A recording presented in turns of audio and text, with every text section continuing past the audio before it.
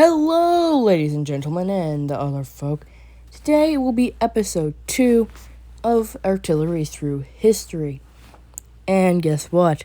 I got gameplay going behind my videos, so in case if you're strange and you actually just staring at a single picture that is not moving, you get to stare at a video game now. Good on you. As always, as I was saying, today we'll be covering catapults. Catapults were invented in the 7th BC by some guy of a name I cannot pronounce. Yeah, I can't do those Middle Eastern names. Catapults, like ballistas, use a torsion system of movement, propelling. I cannot figure that part out. However, unlike ballistas, they do not have the crossbow-like front. Instead, a very long beam arm with a basket attached to the end. As far as my knowledge, catapults predate trebuchets. Yeah, let's look it up. Trust me. However, catapults are not powerful as trebuchets. Okay, now that we're done with that. Catapults were primarily used for offensive sieges during the Middle Ages. You've probably seen a catapult before. However, they are very bad for defensive situations. I don't care if you can throw a rock really, really far. However, it doesn't work if you're trying to defend yourself against a bunch of sprawled out people in a camp during a siege. However, they were amazing for offense as they would knock down castle walls. Ugh. And as I covered yesterday, they also bring a large fear factor to the table. I don't think you like having giant rocks thrown at your house every day consistently for a week. Yeah, you'd surrender too.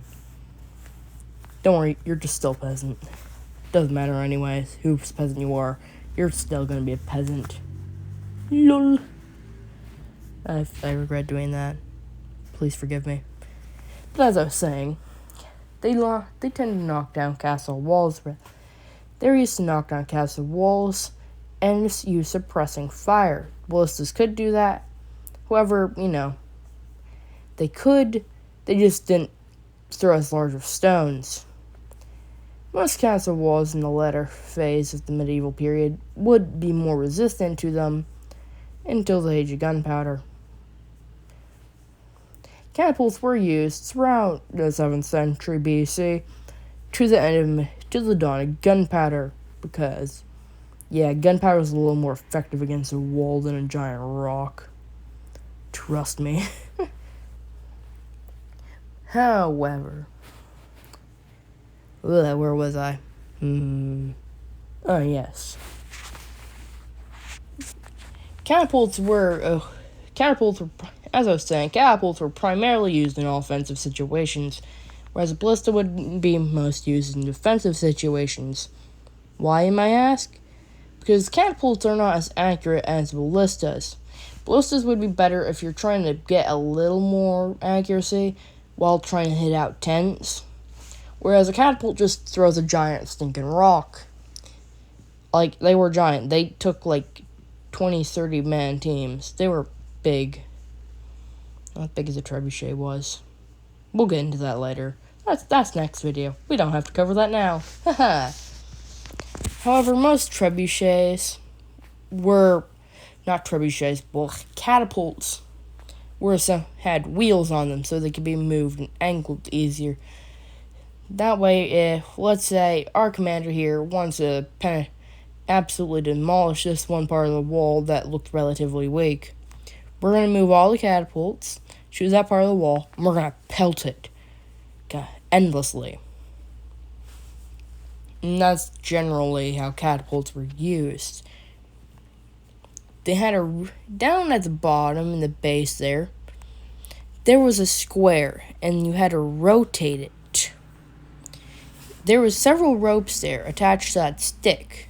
As you would rotate it, it would build up tension as that catapult bar is being held down.